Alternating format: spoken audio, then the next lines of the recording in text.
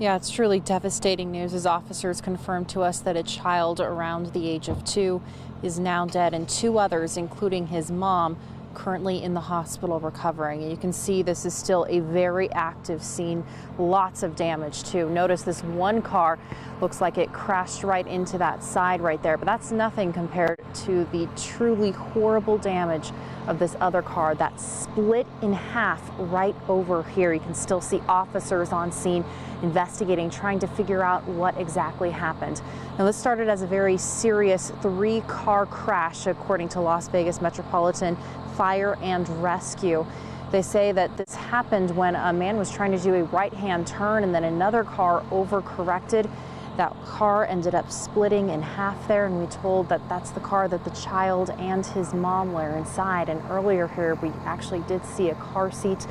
They do believe, officers, that the child was in the car seat at the time of the crash. They're still trying to figure out all the details here and figure out what exactly happened. But if you are in this area near Rampart and Lake Mead, we're told this area is going to be closed down for hours as they investigate. This is the 50th fatal crash that's happened right here in Las Vegas this year. And Gerard, I'm told Las Vegas Metropolitan officers who are here absolutely heartbroken, not easy for them to investigate the death of a child that happened right here.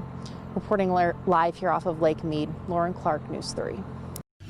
An impact on his business, but by the same token, he also says he's willing to do whatever it takes to put this whole pandemic behind us.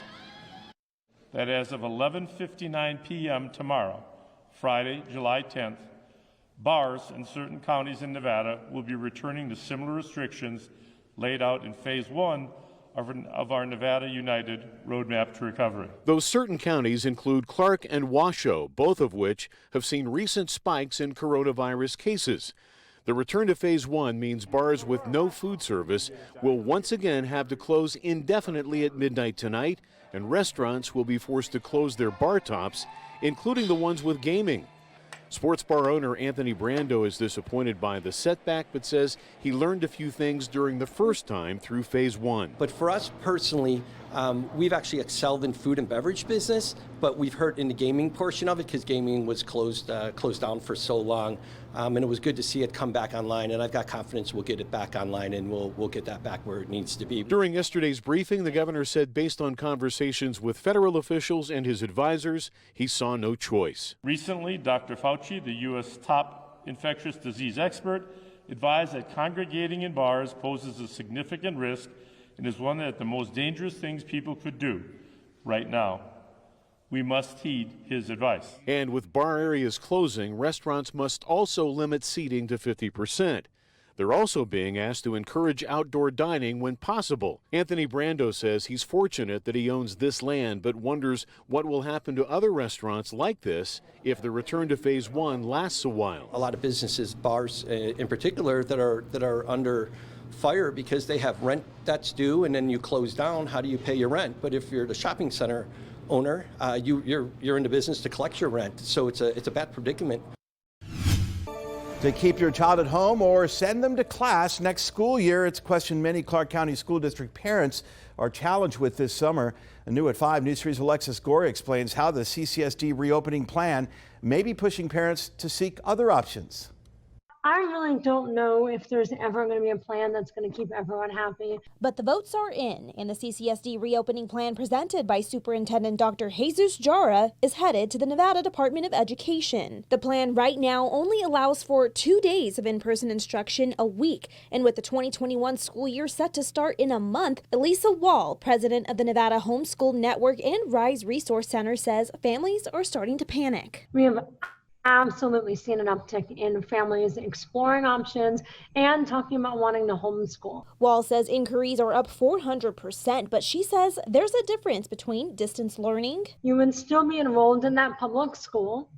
You would have a teacher, and that teacher would be giving you the work to do at home. and homeschooling, which focuses on the parents individualizing their students' education. And they're the ones that would pick and choose what's going to be taught. A lot of times our curriculum is geared towards the entire family. Cindy Stevens with City Lights, a homeschooling community, says they've also seen an influx of new members. We are ready to come alongside them and guide them through the process. Homeschooling, Wall says, is a legal responsibility, but her advice for parents in the most uncertain times: know your options. Do some research, think about what your schedule would look like if they chose to homeschool. There's field trips, there's park days, there's academic co-ops. Wall also offers introduction to homeschooling classes twice a month, but as Stevens says, there's support groups to help parents figure out what's best for their student. We want parents to know that they're not alone out there. In Las Vegas, Alexis Gorey, News 3. All right, so Monday, once again, it's on. It's a new beginning for the Golden Knights in Phase 3, or for the NHL's return to play plan as they move forward. VGK opens up training camp at City National Arena tomorrow. Sorry, Vegas-born fans, obviously no fans inside of City National. However, we'll be there with post-practice sound, as well as we'll speak with the coach, of course, Peter DeBoer. As I know it seems like ages ago that he actually started with the Golden Knights. Well, GM Kelly McCrimmon spoke today about Pete actually getting his first real camp with the Golden Knights. This is, I think a great opportunity. It's back to school, really. It's a chance for the coaches to go right through our entire foundation, our systems play, to get some reps, to work on details, and really position the team to be at its best as we depart for Edmonton. So it's really valuable for us, and I think in large part it'll be picking up on all of the things that he had to implement on the fly. It'll be a chance for him to do that in a camp setting, which for me will be very beneficial.